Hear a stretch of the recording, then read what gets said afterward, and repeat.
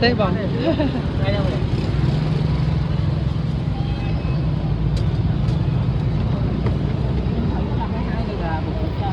Trong đây đồng nhận chơi không mày?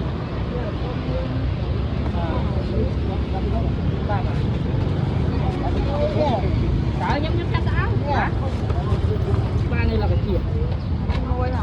Bi vậy? Ăn đây. Ăn. Rau muối à?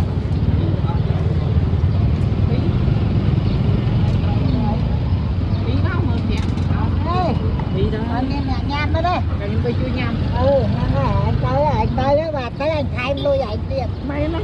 À, Đừng nuôi chanh nó cái máu mang nó à. Ồ, mà nó phải làm cái kia nữa đấy. Anh đánh bật này là xây thủng này hả?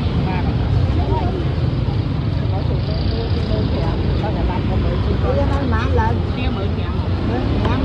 Mượn phá. Bay mơn. Bay mơn phi. Buôn nơi cực. Buôn mơn. Ơi, chị bỏ sụn muôi.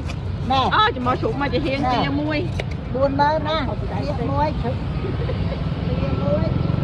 Chẳng thấy con là cái chuyện.